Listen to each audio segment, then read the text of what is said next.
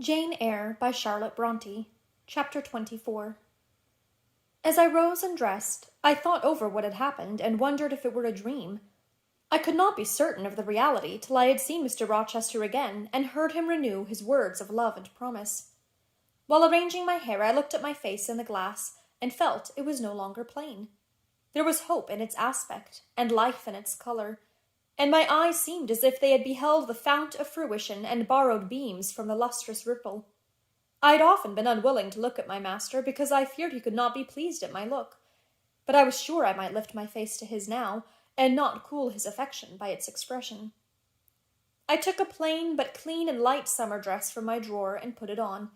It seemed no attire had ever so well become me, because none had I ever worn in so blissful a mood. I was not surprised, when I ran down into the hall, to see that a brilliant June morning had succeeded to the tempest of the night, and to feel, through the open glass door, the breathing of a fresh and fragrant breeze. Nature must be gladsome when I was so happy. A beggar woman and her little boy, pale, ragged objects both, were coming up the walk, and I ran down and gave them all the money I happened to have in my purse, some 3 or 4 shillings. Good or bad, they must partake of my jubilee. The rooks cawed and blither birds sang, but nothing was so merry or so musical as my own rejoicing heart. Mrs. Fairfax surprised me by looking out of the window with a sad countenance, and saying gravely, "Miss Eyre, will you come to breakfast?" During the meal she was quiet and cool, but I could not undeceive her then. I must wait for my master to give explanations, and so must she. I ate what I could, and then I hastened upstairs. I met Adele leaving the schoolroom. "Where are you going? It is time for lessons." "Mr. Rochester has sent me away to the nursery." "Where is he?" "In there," pointing to the apartment she had left, and I went in, and there he stood. "Come and bid me good morning," said he. I gladly advanced, and it was not merely a cold word now, or even a shake of the hand that I received, but an embrace and a kiss. It seemed natural. It seemed genial to be so well loved, so caressed by him. "Jane, you look blooming and smiling and pretty," said he, "truly pretty this morning. Is this my pale little elf? Is this my mustard seed? This little sunny-faced girl with the dimpled cheek and rosy lips, the satin-smooth hazel hair and the radiant hazel eyes?" I had green eyes, reader, but you must excuse the mistake. For him they were new-dyed, I suppose. "It is Jane Eyre, sir." "Soon to be Jane Rochester," he added. "In 4 weeks, Janet, not a day more. Do you hear that?" I did, and I could not quite comprehend it. It made me giddy. The feeling, the announcement sent through me was something stronger than was consistent with joy, something that smote and stunned. It was, I think, almost fear. "You blushed, and now you are white, Jane. What is that for?" "Because you gave me a new name, Jane Rochester, and it seems so strange." "Yes, Mrs. Rochester," said he.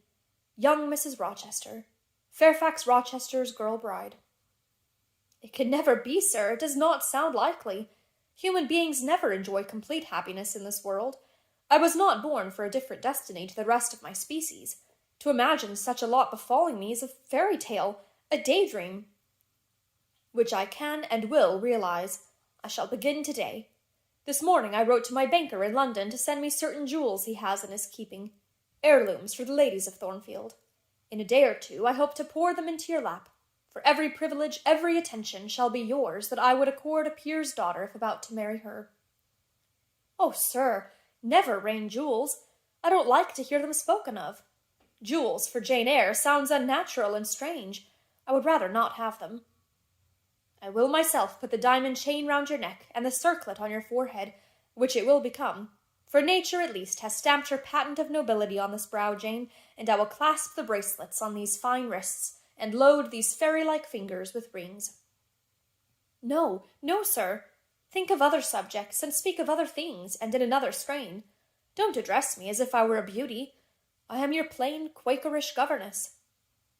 "You are a beauty in my eyes, and a beauty just after the desire of my heart, delicate and aerial." "Puny and insignificant, you mean. You are dreaming, sir, or you are sneering. For God's sake, don't be ironical." "I will make the world acknowledge you a beauty too," he went on, while I really became uneasy at the strain he had adopted, because I felt he was either deluding himself or trying to delude me. I will attire my Jane in satin and lace, and she shall have roses in her hair, and I will cover the head I love best with a priceless veil. And then you won't know me, sir, and I shall not be your Jane Eyre any longer, but an ape in a harlequin's jacket, a jay in borrowed plumes. I would as soon see you, Mr. Rochester, tricked out in stage trappings, as myself clad in a court lady's robe. And I don't call you handsome, sir, though I love you most dearly, far too dearly to flatter you. Don't flatter me. He pursued his theme, however, without noticing my deprecation. This very day I shall take you in the carriage to Millcote, and you must choose some dresses for yourself. I told you we should be married in 4 weeks. The wedding is to take place quietly, in the church down below yonder, and then I shall waft you away at once to town. After a brief stay there, I shall bear my treasure to regions nearer the sun, to French vineyards and Italian plains, and she shall see whatever is famous in old story and in modern record. She shall taste, too, of the life of cities, and she shall learn to value herself by just comparison with others. Shall I travel? And with you, sir? You shall sojourn at Paris, Rome, and Naples, at Florence, Venice, and Vienna. All the ground I have wandered over shall be retrodden by you. Wherever I stamped my hoof, your sylph's foot shall step also. 10 years since, I flew through Europe half mad, with disgust, hate, and rage as my companions. Now I shall revisit it healed and cleansed, with the very angel as my comforter. I laughed at him as he said this. I am not an angel, I asserted, and I will not be one till I die. I will be myself. Mr. Rochester, you must neither expect nor exact anything celestial of me, for you will not get it, any more than I shall get it of you, which I do not at all anticipate. What do you anticipate of me? For a little while you will perhaps be as you are now, a very little while, and then you will turn cool, and then you will be capricious, and then you will be stern, and I shall have much ado to please you. But when you get well used to me, you will perhaps like me again. Like me, I say, not love me. I suppose your love will effervesce in 6 months or less. I have observed in books written by men that period assigned is the farthest to which a husband's ardour extends. Yet, after all, as a friend and companion, I hope never to become quite distasteful to my dear master. Distasteful? And like you again? I think I shall like you again, and yet again, and I will make you confess I do not only like, but love you, with truth, fervour, constancy. Yet you are not capricious, sir? To women who please me only by their faces, I am the very devil when I find out they have neither souls nor hearts, when they open to me a perspective of flatness, triviality, and perhaps imbecility, coarseness, and ill temper. But to the clear eye and eloquent tongue, to the soul made of fire, and the character that bends but does not break, at once supple and stable, tractable and consistent, I am ever tender and true. Had you ever experience of such a character, sir? Did you ever love such an one? I love it now. But before me, if I indeed in any respect come up to your difficult standard. I never met your likeness. Jane, you please me, and you master me. You seem to submit, and I like the sense of pliancy you impart, and while I am twining the soft, silken skein round my finger, it sends a thrill up my arm to my heart. I am influenced, conquered, and the influence is sweeter than I can express, and the conquest I undergo has a witchery beyond any triumph I can win. Why do you smile, Jane? What does that inexplicable, that uncanny turn of countenance mean? I was thinking, sir, you will excuse the idea, it was involuntary, I was thinking of Hercules and Samson with their charmers. You were, you little elfish. Hush, sir, you don't talk very wisely just now, any more than those gentlemen acted very wisely. However, had they been married, they would no doubt by their severity as husbands have made up for their softness as suitors, and so will you, I fear. I wonder how you will answer me a year hence, should I ask a favour it does not suit your convenience or pleasure to grant. Ask me something now, Jane, the least thing. I desire to be entreated. Indeed I will, sir. I have my petition all ready. Speak. But if you look up and smile with that countenance, I shall swear concession before I know to what, and that will make a fool of me. Not at all, sir. I ask only this. Don't send for the jewels, and don't crown me with roses. You might as well put a border of gold lace round that plain pocket handkerchief you have there. I might as well gild refined gold. I know it. Your request is granted, then, for the time. I will remand the order I dispatched to my banker. But you have not yet asked for anything. You have prayed a gift to be withdrawn. Try again. Well then, sir, have the goodness to gratify my curiosity, which is much piqued on one point. He looked disturbed. What? What? He said hastily. Curiosity is a dangerous petition. It is well I have not taken a vow to accord every request. But there can be no danger in complying with this, sir. Utter it, Jane. But I wish that instead of a mere inquiry into perhaps a secret, it was a wish for half my estate. Now, King Ahasuerus, what do I want with half your estate? Do you think I am a Jew usurer, seeking good investment in land? I would much rather have all your confidence. You will not exclude me from your confidence if you admit me to your heart. You are welcome to all my confidence that is worth having, Jane. But for God's sake, don't desire a useless burden. Don't long for poison. Don't turn out a downright Eve on my hands. Why not, sir? You have just been telling me how much you liked to be conquered and how pleasant over-persuasion is to you. Don't you think I had better take advantage of the confession, and begin and coax and entreat, even cry and be sulky, if necessary, for the sake of a mere essay of my power? I dare you to any such experiment. Encroach, presume, and the game is up. Is it, sir? You soon give in. How stern you look now! Your eyebrows have become as thick as my finger, and your forehead resembles what, in some very astonishing poetry, I once saw styled a blue-piled thunderloft. That will be your married look, sir, I suppose. If that will be your married look, I, as a Christian, will soon give up the notion of consorting with a mere sprite or salamander. But what had you to ask, thing? Out with it. There, you are less than civil now, and I like rudeness a great deal better than flattery. I'd rather be a thing than an angel. This is what I have to ask. Why did you take such pains to make me believe you wished to marry Miss Ingram? Is that all? Thank God it is no worse. And now he unknit his black brows, looked down, smiling at me, and stroked my hair as if well pleased at seeing a danger averted. I think I may confess, he continued, even although I should make you a little indignant, Jane, and I have seen what a fire-spirit you can be when you are indignant. You glowed in the cool moonlight last night when you mutinied against fate, and claimed your rank as my equal. Janet, by the by, it was you who made me the offer. Of course I did, but to the point, if you please, sir. Miss Ingram?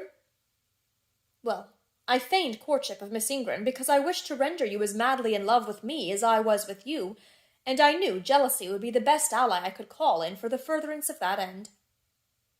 Excellent. Now you are small, not one whit bigger than the end of my little finger. It was a burning shame and a scandalous disgrace to act in that way. Did you think nothing of Miss Ingram's feelings, sir? Her feelings are concentrated in one, pride, and that needs humbling. Were you jealous, Jane? Never mind, Mr. Rochester. It is in no way interesting to you to know that. Answer me truly once more. Do you think Miss Ingram will not suffer from your dishonest coquetry? Won't she feel forsaken and deserted? Impossible. When I told you how she, on the contrary, deserted me, the idea of my insolvency cooled, or rather extinguished, her flame in a moment. You have a curious, designing mind, Mr. Rochester. I'm afraid your principles on some points are eccentric. My principles were never trained, Jane. They may have grown a little awry for want of attention. Once again, seriously, may I enjoy the great good that has been vouchsafed to me without fearing that anyone else is suffering the bitter pain I myself felt a while ago? That you may, my good little girl. There is not another being in the world that has the same pure love for me as yourself, for I lay that pleasant unction to my soul, Jane, a belief in your affection. I turned my lips to the hand that lay on my shoulder. I loved him very much, more than I could trust myself to say, more than words had power to express. Ask something more, he said presently. It is my delight to be entreated, and to yield. I was again ready with my request. Communicate your intentions to Mrs. Fairfax, sir. She saw me with you last night in the hall, and she was shocked. Give her some explanation before I see her again. It pains me to be misjudged by so good a woman. Go to your room and put on your bonnet, he replied. I mean you to accompany me to Millcote this morning, and while you prepare for the drive, I will enlighten the old lady's understanding. Did she think, Janet, you had given the world for love, and considered it well lost? I believe she thought I had forgotten my station, and yours, sir. Station, station! Your station is in my heart, and on the necks of those who would insult you now or hereafter. Go." I was soon dressed, and when I heard Mr. Rochester quit Mrs. Fairfax's parlour, I hurried down to it. The old lady had been reading her morning portion of Scripture, the lesson for the day. Her Bible lay open before her, and her spectacles were upon it. Her occupation, suspended by Mr. Rochester's announcement, seemed now forgotten. Her eyes, fixed on the blank wall opposite, expressed the surprise of a quiet mind stirred by unwonted tidings. Seeing me, she roused herself. She made a sort of effort to smile, and framed a few words of congratulation, but the smile expired, and the sentence was abandoned unfinished. She put up her spectacles, shut the Bible, and pushed her chair back from the table. "I feel so astonished," she began. "I hardly know what to say to you, Miss Eyre. I've surely not been dreaming, have I? Sometimes I half fall asleep when I am sitting alone and fancy things that have never happened. It has seemed to me more than once when I have been in a daze that my dear husband, who died 15 years since, has come in and sat down beside me, and that I have even heard him call me by my name, Alice, as he used to do. Now, can you tell me whether it is actually true that Mr. Rochester has asked you to marry him? Don't laugh at me, but I really thought he came in here 5 minutes ago and said that in a month you would be his wife." "He has said the same thing to me," I replied. "He has? Do you believe him? Have you accepted him?" "Yes." She looked at me bewildered. I could never have thought it. He is a proud man. All the Rochesters were proud, and his father, at least, liked money. He, too, has always been called careful. He means to marry you?" "He tells me so." She surveyed my whole person. In her eyes I read that they had there found no charm powerful enough to solve the enigma. "It passes me," she continued, "but no doubt it is true since you say so. How it will answer I cannot tell. I really don't know. Equality of position and fortune is often advisable in such cases, and there are 20 years of difference in your ages. He might almost be your father." "No, indeed, Mrs. Fairfax," exclaimed I, nettled. "He is nothing like my father. No one who saw us together would suppose it for an instant. Mr. Rochester looks as young, and is as young, as some men at 25. "Is it really for love he is going to marry you?" she asked. I was so hurt by her coldness and skepticism that the tears rose to my eyes. "I am sorry to grieve you," pursued the widow, "but you are so young, and so little acquainted with men, I wish to put you on your guard. It is an old saying that all is not gold that glitters, and in this case I do fear there will be something found to be different to what either you or I expect." "Why? Am I a monster?" I said. "Is it impossible that Mr. Rochester should have a sincere affection for me?" "No, you are very well, and much improved of late, and Mr. Rochester, I dare say, is fond of you. I have always noticed that you are a sort of pet of his. There are times when, for your sake, I have been a little uneasy at his marked preference, and have wished to put you on your guard. But I did not like to suggest even the possibility of wrong. I knew such an idea would shock, perhaps offend you. And you were so discreet, and so thoroughly modest and sensible, I hoped you might be trusted to protect yourself. Last night I cannot tell you what I suffered when I sought all over the house and could find you nowhere, nor the master either, and then at 12 o'clock saw you come in with him." "Well, never mind that now," I interrupted impatiently. "It is enough that all was right." "I hope all will be right in the end," she said, "but believe me, you cannot be too careful. Try and keep Mr. Rochester at a distance. Distrust yourself as well as him. Gentlemen in his station are not accustomed to marry their governesses." I was growing truly irritated. Happily, Adele ran in. Let me go to Millcote too," she cried. "Mr. Rochester won't, though there is so much room in the new carriage. Beg him to let me go, mademoiselle." "That I will, Adele," and I hastened away with her, glad to quit my gloomy monitress. The carriage was ready. They were bringing it round to the front, and my master was pacing the pavement, Pilot following him backwards and forwards. "Adele may accompany us, may she not, sir?" I told her no. "I'll have no brats. I'll have only you." "Do let her go, Mr. Rochester, if you please. It would be better." "Not it. She will be a restraint." He was quite peremptory, both in look and voice. The chill of Mrs. Fairfax's warnings and the damp of her doubts were upon me. Something of unsubstantiality and uncertainty had beset my hopes. I half lost the sense of power over him. I was about mechanically to obey him without further remonstrance, but as he helped me into the carriage, he looked at my face. "What is the matter?" he asked. "All the sunshine is gone. Do you really wish the Baron to go? Will it annoy you if she is left behind?" "I would far rather she went, sir." "Then off for your bonnet, and back like a flash of lightning," cried he to Adele. She obeyed him with what speed she might. "After all, a single morning's interruption will not matter much," said he, "when I mean shortly to claim you, your thoughts, conversation, and company, for life."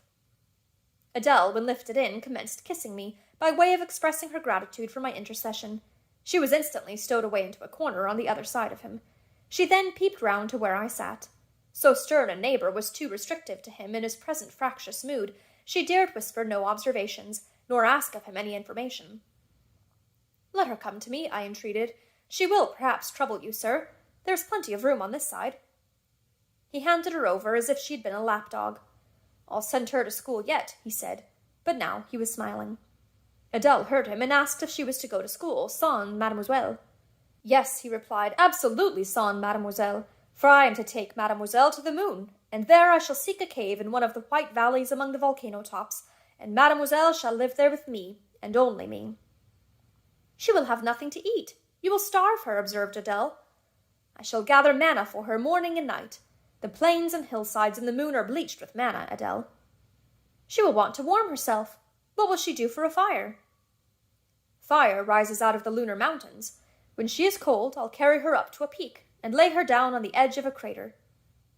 "Oh, qu'elle sera mal, peu comfortable. And her clothes, they will wear out.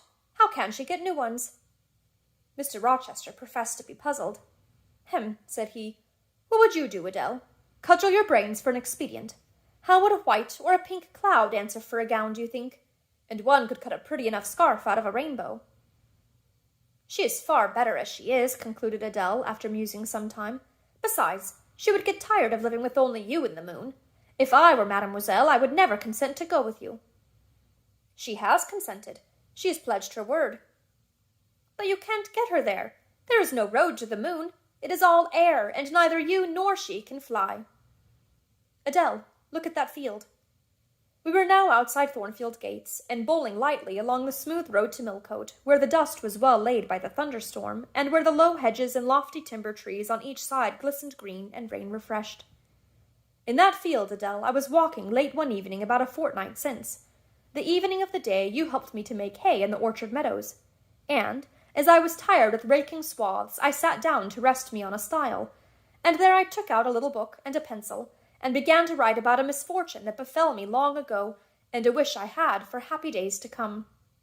I was writing away very fast, though daylight was fading from the leaf, when something came up the path and stopped 2 yards off me. I looked at it. It was a little thing with a veil of gossamer on its head. I beckoned it to come near me. It stood soon at my knee. I never spoke to it, and it never spoke to me in words, but I read its eyes, and it read mine, and our speechless colloquy was to this effect. It was a fairy, and come from Elfland, it said, and its errand was to make me happy. I must go with it out of the common world to a lonely place, such as the moon, for instance, and it nodded its head towards her horn, rising over Hayhill. It told me of the alabaster cave and silver vale where we might live. I said I should like to go, but reminded it, as you did me, that I had no wings to fly. "Oh," returned the fairy, "that does not signify. Here is a talisman will remove all difficulties." And she held out a pretty gold ring. "Put it," she said, "on the 4th finger of my left hand, and I am yours, and you are mine, and we shall leave earth and make our own heaven yonder." She nodded again at the moon. "The ring, Adele, is in my breeches pocket, under the disguise of a sovereign, but I mean soon to change it to a ring again." "But what has mademoiselle to do with it? I don't care for the fairy. You said it was mademoiselle you would take to the moon." "Mademoiselle is a fairy," he said, whispering mysteriously. Whereupon I told her not to mind his badinage, and she, on her part, evinced a fund of genuine French scepticism, denominating Mr. Rochester un vrai menteur, and assuring him that she made no account whatever of his contes de fées, and that, du reste, il n'y avait pas de fées, et quand même il y en avait. She was sure they would never appear to him, nor ever give him rings, or offer to live with him in the moon. The hour spent at Millcote was a somewhat harassing one to me. Mr. Rochester obliged me to go to a certain silk warehouse. There I was ordered to choose 6 dresses. I hated the business. I begged leave to defer it. No, it should be gone through with now. By dint of entreaties expressed in energetic whispers, I reduced the 6 to 2. These, however, he vowed he would select himself. With anxiety, I watched his eye rove over the gay ones. He fixed on a rich silk of the most brilliant amethyst dye and a superb pink satin. I told him in a new series of whispers that he might as well buy me a gold gown and a silver bonnet at once. I should certainly never venture to wear his choice. With infinite difficulty, for he was stubborn as a stone, I persuaded him to make an exchange in favor of a sober black satin and pearl-gray silk. It might pass for the present, he said, but he would yet see me glittering like a parterre. Glad was I to get him out of the silk warehouse, and then out of a jeweler's shop. The more he bought me, the more my cheek burned with a sense of annoyance and degradation. As we re-entered the carriage, and I sat back feverish and fagged, I remembered what, in the hurry of events, dark and bright, I had wholly forgotten. The letter of my uncle, John Eyre, to Mrs. Reed. His intention to adopt me and make me his legatee. It would indeed be a relief, I thought, if I had ever so small an independency. I never can bear being dressed like a doll by Mr. Rochester, or sitting like a second Danae with the golden shower falling daily round me. I will write to Madeira the moment I get home, and tell my Uncle John I am going to be married, and to whom. If I had but a prospect of one day bringing Mr. Rochester an accession of fortune, I could better endure to be kept by him now. And somewhat relieved by this idea, which I failed not to execute that day, I ventured once more to meet my master's and lover's eye, which most pertinaciously sought mine, though I averted both face and gaze. He smiled, and I thought his smile was such as a sultan might, in a blissful and fond moment, bestow on a slave his gold and gems had enriched. I crushed his hand, which was ever hunting mine, vigorously, and thrust it back to him red with a passionate pressure. "You need not look in that way," I said. "If you do, I'll wear nothing but my old Lowood frocks to the end of the chapter. I'll be married in this lilac gingham. You may make a dressing-gown for yourself out of the pearl-gray silk, and an infinite series of waistcoats out of the black satin." He chuckled. He rubbed his hands. "Oh, it is rich to see and hear her," he exclaimed. "Is she original? Is she piquant? I would not exchange this one little English girl for the Grand Turk's whole seraglio, gazelle eyes, houri forms, and all." The Eastern allusion bit me again. "I'll not stand you an inch in the stead of a seraglio," she said, "so don't consider me an equivalent for one. If you have a fancy for anything in that line, away with you, sir, to the bazaars of Stamboul without delay, and lay out in extensive slave purchases some of that spare cash you seem at a loss to spend satisfactorily here." "And what will you do, Janet, while I am bargaining for so many tons of flesh and such an assortment of black eyes?" "I'll be preparing myself to go out as a missionary to preach liberty to them that are enslaved, your harem inmates amongst the rest. I'll get admitted there, and I'll stir up mutiny. And you, three-tailed bashaw as you are, sir, shall in a trice find yourself fettered amongst our hands, nor will I, for one, consent to cut your bonds till you have signed a charter, the most liberal that despot ever yet conferred." "I would consent to be at your mercy, Jane." "I would have no mercy, Mr. Rochester, if you supplicated for it with an eye like that. While you looked so, I should be certain that whatever charter you might grant under coercion, your first act, when released, would be to violate its conditions." "Why, Jane, what would you have? I fear you will compel me to go through a private marriage ceremony besides that performed at the altar. You will stipulate, I see, for peculiar terms. What will they be?" "I only want an easy mind, sir, not crushed by crowded obligations.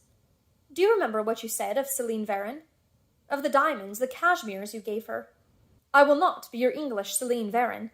I shall continue to act as Adele's governess. By that I shall earn my board and lodging, and £30 a year besides. I'll furnish my own wardrobe out of that money, and you shall give me nothing but—" "Well, but what?" "Your regard, and if I give you mine in return, that debt will be quit." "Well, for cool native impudence and pure innate pride, you haven't your equal," said he. We were now approaching Thornfield. "Will it please you to dine with me today?" he asked, as we re-entered the gates. "No, thank you, sir." "And what for, no thank you, if one may inquire?" "I never have dined with you, sir, and I see no reason why I should now, till—" "Till what? You delight in half-phrases." "Till I can't help it." "Do you suppose I eat like an ogre or a ghoul, that you dread being the companion of my repast?" "I have formed no supposition on the subject, sir, but I want to go on as usual for another month." "You will give up your governessing salary at once?" "Indeed, begging your pardon, sir, I shall not. I shall just go on with it as usual. I shall keep out of your way all day, as I've been accustomed to do. You may send for me in the evening when you feel disposed to see me, and I'll come then, but at no other time." "I want a smoke, Jane, or a pinch of snuff to comfort me under all this. Pour me donner une countenance, as Adele would say, and unfortunately I have neither my cigar-case nor my snuff-box. But listen, whisper. It is your time now, little tyrant, but it will be mine presently, and when once I have fairly seized you to have and to hold, I'll just, figuratively speaking, attach you to a chain like this," touching his watch-guard. "Yes, bonny wee thing, I'll wear you in my bosom, lest my jewel I should tine." He said this as he helped me to alight from the carriage, and while he afterwards lifted out Adele, I entered the house and made good my retreat upstairs. He duly summoned me to his presence in the evening. I had prepared an occupation for him, for I was determined not to spend the whole time in a tete-a-tete conversation. I remembered his fine voice. I knew he liked to sing. Good singers generally do. I was no vocalist myself, and in his fastidious judgment no musician either, but I delighted in listening when the performance was good. No sooner had twilight, that hour of romance, began to lower her blue and starry banner over the lattice, than I rose, opened the piano, and entreated him for the love of heaven to give me a song. He said I was a capricious witch, and that he would rather sing another time, but I averred that no time was like the present. Did I like his voice? He asked. Very much. I was not fond of pampering that susceptible vanity of his, but for once, and for motives of expediency, I would e'en soothe and stimulate it. Then, Jane, you must play the accompaniment. Very well, sir, I will try. I did try, but was presently swept off the stool and denominated a little bungler. Being pushed unceremoniously to one side, which was precisely what I wished, he usurped my place, and proceeded to accompany himself, for he could play as well as sing. I hied me to the window recess, and while I sat there and looked out on the still trees and dim lawn, to a sweet air was sung in mellow tones the following strain. The truest love that ever heart felt at its kindled core did through each vein and quickened start the tide of being pour. Her coming was my hope each day, her parting was my pain. The chance that did her steps delay was ice in every vein. I dreamed it would be nameless bliss, as I loved to be, and to this object did I press, as blind as eagerly. But wide as pathless was the space that lay our lives between, and dangerous as the foamy race of ocean surges green, and haunted as a robber path through wilderness or wood, for might and right and woe and wrath between our spirits stood. I dangers dared, I hindrance scorned, I omens did defy. Whatever menaced, harassed, warned, I passed impetuous by. On sped my rainbow, fast as light, I flew as in a dream, for glorious rose upon my sight that child of shower and gleam. Still bright on a cloud suffering dim shines that soft solemn joy, nor care I now how dense and grim disasters gather nigh. I care not in this moment sweet, though all I have rushed o'er should come on pinion strong and fleet, proclaiming vengeance sore. Though haughty hate should strike me down, right bar approach to me, and grinding might with furious frown swear endless enmity. My love has placed her little hand with noble faith in mine, and vowed that wedlock's sacred band our nature shall entwine. My love has sworn with sealing kiss with me to live, to die. I have at last my nameless bliss, as I loved am I. He rose and came towards me, and I saw his face all kindled, and his full falcon eye flashing, and tenderness and passion in every lineament. I quailed momentarily, then I rallied. Soft scene, daring demonstration I would not have, and I stood in peril of both. A weapon of defense must be prepared. I whetted my tongue. As he reached me, I asked with asperity whom he was going to marry now. That was a strange question to be put by his darling Jane. Indeed, I considered it a very natural and necessary one. He had talked of his future wife dying with him. What did he mean by such a pagan idea? I had no intention of dying with him. He might depend on that. Oh, all he longed, all he prayed for was that I might live with him. Death was not for such as I. Indeed it was. I had as good a right to die when my time came as he had, but I should bide that time, and not be hurried away in a settee. Would I forgive him for the selfish idea and prove my pardon by reconciling his? I would rather be excused. Here I heard myself apostrophized as a hard little thing, and it was added, any other woman would have been melted to marrow at hearing such stanzas crooned in her praise. I assured him I was naturally hard, very flinty, and that he would often find me so, and that, moreover, I was determined to show him divers rugged points in my character before the ensuing 4 weeks elapsed. He should know fully what sort of a bargain he had made, while there was yet time to rescind it. Would I be quiet and talk rationally? I would be quiet if he liked, and as to talking rationally, I flattered myself I was doing that now. He fretted, pished, and pshawed. Very good, I thought. You may fume and fidget as you please, but this is the best plan to pursue with you, I am certain. I like you more than I can say, but I'll not sink into a bathos of sentiment, and with this needle of repartee I'll keep you from the edge of the gulf too, and, moreover, maintain by its pungent aid that distance between you and myself most conducive to our real mutual advantage. From less to more I worked him up to considerable irritation. Then, after he had retired in dudgeon quite to the other end of the room, I got up, and saying, I wish you good night, sir, in my natural and wonted respectful manner, I slipped out by the side door and got away. The system thus entered on, I pursued during the whole season of probation, and with the best success. He was kept, to be sure, rather cross and crusty, but on the whole I could see he was excellently entertained, and that a lamb-like submission and turtle-dove sensibility, while fostering his despotism more, would have pleased his judgment, satisfied his common sense, and even suited his taste less. In other people's presence I was, as formerly, deferential and quiet, any other line of conduct being uncalled for. It was only in the evening conferences I thus thwarted and afflicted him. He continued to send for me punctually the moment the clock struck 7, though when I appeared before him now he had no such honeyed terms as love and darling on his lips. The best words at my service were provoking puppet, malicious elf, sprite, changeling, etc. For caresses, too, I now got grimaces. For a pressure of the hand, a pinch on the arm. For a kiss on the cheek, a severe tweak of the ear. It was all right. At present I decidedly preferred these fierce favours to anything more tender. Mrs. Fairfax, I saw, approved me. Her anxiety on my account vanished. Therefore I was certain I did well. Meantime Mr. Rochester affirmed I was wearing him to skin and bone, and threatened awful vengeance for my present conduct at some period fast coming. I laughed in my sleeve at his menaces. I can keep you in reasonable check now, I reflected, and I don't doubt to be able to do it hereafter. If one expedient loses its virtue, another must be devised. Yet after all, my task was not an easy one. Often I would rather have pleased than teased him. My future husband was becoming to me my whole world, and more than the world, almost my hope of heaven. He stood between me and every thought of religion, as an eclipse intervenes between man and the broad sun. I could not, in those days, see God for his creature, of whom I had made an idol.